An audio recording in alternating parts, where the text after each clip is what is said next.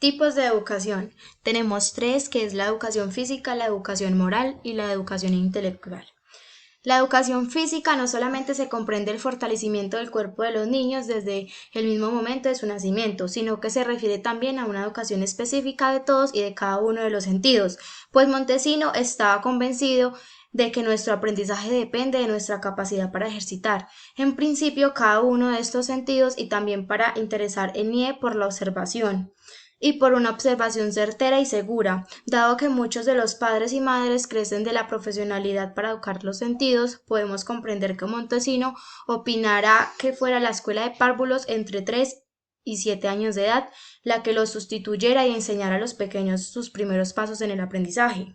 Montesino considera que después de la sensación, las facultades intelectuales siguientes son la percepción, la atención, la memoria, la comprensión, discernimiento y por último el juicio. Para ello insiste incansablemente en que el niño o niña debe ejercitarse desde pequeño en toda esa serie de actividades para poder alcanzar ideas claras y distintas, al igual que Luke, hasta aquí se refiere a las ideas simples. En la educación moral, constituida para Montesino la tarea principal dentro de la labor educativa, tanto porque pensaba que la verdadera meta de la educación personal era la formación del carácter, como porque creía firmemente en la regeneración de un pueblo, estriba en su redención moral. Él sabía que todas las sociedades civilizadas se habían dispensado una instrucción moral y religiosa a los niños, pero consideraba que la instrucción se había impartido hasta entonces en forma equivocada, tanto porque los conocimientos que se les proporcionaba a los muchachos se enseñaban de modo maquinal, como porque la instrucción religiosa adquirida en ellas, las escuelas, han constituido sustancialmente en palabras cuyo significado ignoraban los niños o entienden mal, que es aún peor, reglamento de las escuelas públicas de instrucción primaria elemental en 1838. Como última, la educación intelectual no se puede entender nunca como la adquisición de un conjunto de conocimientos, aunque se haga de forma sistemática, sino el ejercicio correcto y cada vez más perfecto de todas las facultades intelectuales mediante el estímulo y la guía. De ahí que no nos pueda extrañar que en la parte que dedicaba a la educación intelectual en su manual mayor, la parte de la misma está dedicada a los problemas que representa la alimentación de las personas, al cuidado que hay que tener con la atmósfera que rodea a los menores, a sus alimentos y bebidas, al vestido, al sueño, a la vigilia, a la limpieza, a los ejercicios y a los juegos.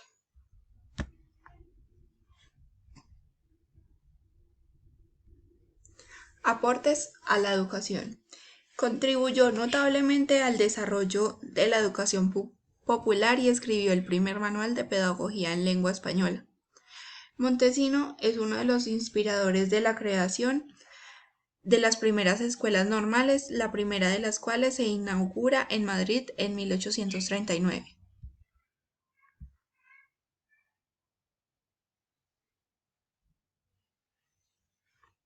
Obras más relevantes. Como obras más relevantes tenemos dos. La primera es el Manual para Maestros de la Escuela de Párvulos y el otro sería el Liberalismo y la Educación del Pueblo. Bueno, el Manual para Maestros de la Escuela de Párvulos, cuando Montesino crea la primera escuela de párvulos en 1838 en Madrid, se preocupó por la necesidad que tendrían los maestros de estos nuevos establecimientos de instrucciones que le ayudaran o guiaran en su quehacer diario. Por esta razón prepara el manual para publicar en 1840. Este manual se convierte en el primer tratado de pedagogía para la formación y enseñanza de los niños menores de 10 años. Por lo tanto, es la primera obra sistemática de pedagogía hecha y publicada en nuestro país, aunque el objetivo principal de este manual es el poder presentarse como un tratado de pedagogía para los maestros de las escuelas de párvulos que carecían de la formación profesional adecuada y tampoco tenían una idea clara de lo que representaran pedagógicamente y socialmente a las escuelas de párvulos.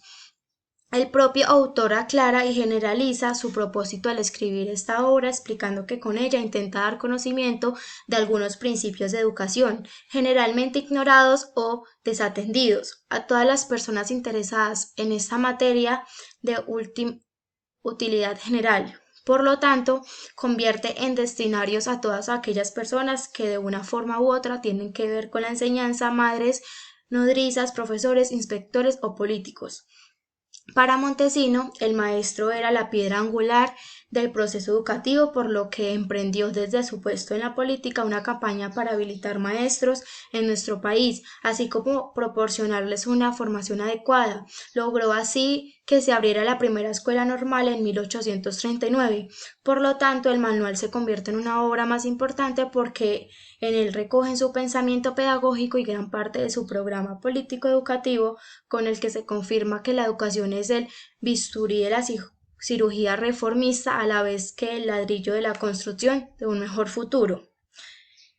Dicho manual se compone de 3 partes. La primera, Montesino expone la historia de las escuelas de párvulos en Europa, justificando así su importancia pedagógica, relaciona cualidades que deben reunir los maestros, como pueden establecerse las escuelas y mejor el sistema para inspeccionarla. En la segunda parte se refiere a cuestiones de organización escolar y metodología de la enseñanza. Propone además un currículum moderno con importantes innovaciones didácticas.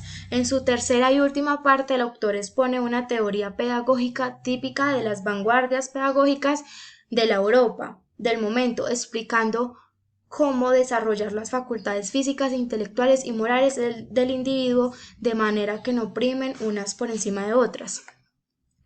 Como el segundo libro, que es El liberalismo y la educación del pueblo, se trata de cómo debe ser la educación del pueblo. También hablará sobre la necesidad de formar a los maestros, se compondrá de la función moralizadora de la escuela y además nos mostrará unos métodos de enseñanza y la importancia de las escuelas de párvulos. La educación femenina.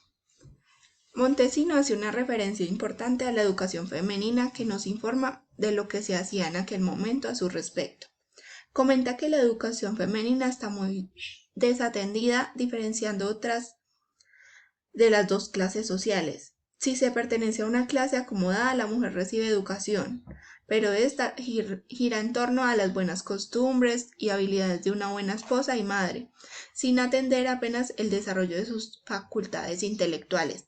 Pero si se pertenece a una clase social desfavorecida, ni siquiera se tiene oportunidad de recibir educación. Por lo tanto, se plantea la necesidad que la mujer, independientemente de la clase social, reciba educación. Pero esto no se debe a una pretensión de igualdad de oportunidades, sino a la necesidad de las madres a que tengan una mínima preparación para afrontar adecuadamente dicha tarea.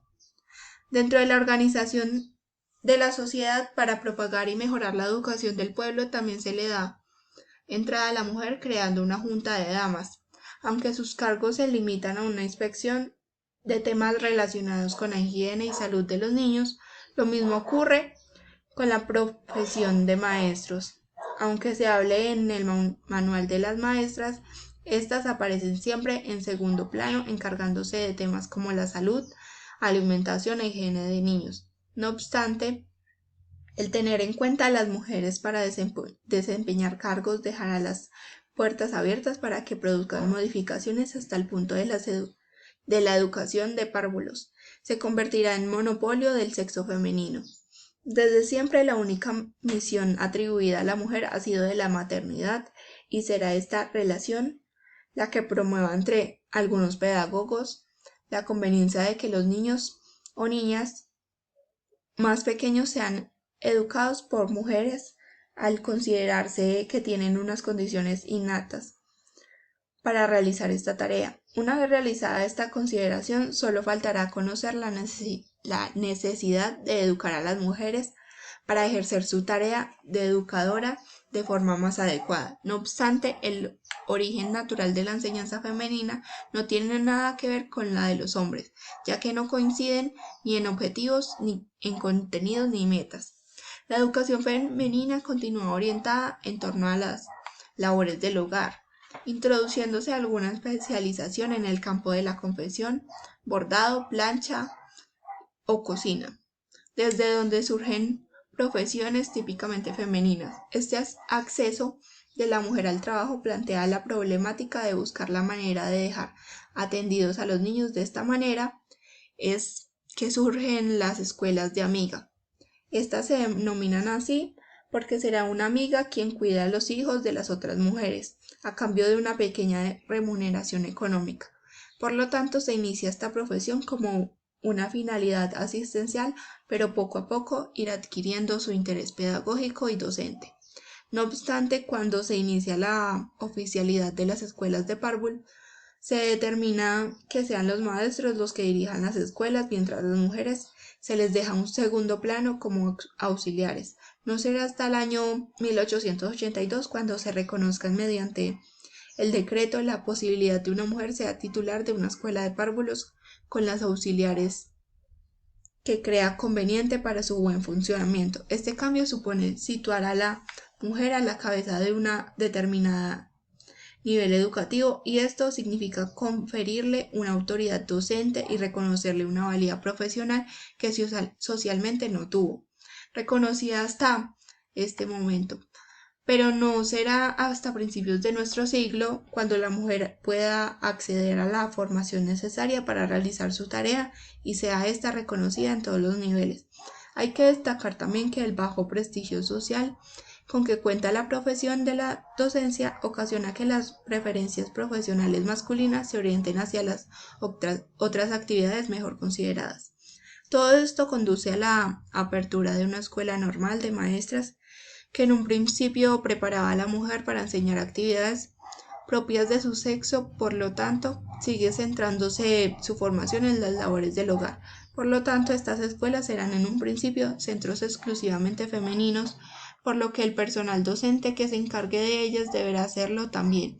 Con ello se crean nuevos puestos de trabajo para las mujeres y que además requieren un cierto nivel de estudios y educación. Además, al tener un centro específico donde una mujer pueda recibir educación hace que éstas acudan a él, aunque no tengan vocación de maestras porque no pueden acceder a otros centros destinados a la educación masculina. No será hasta finales del siglo XIX cuando las mujeres empiecen a acceder a la enseñanza secundaria y posteriormente a la universidad.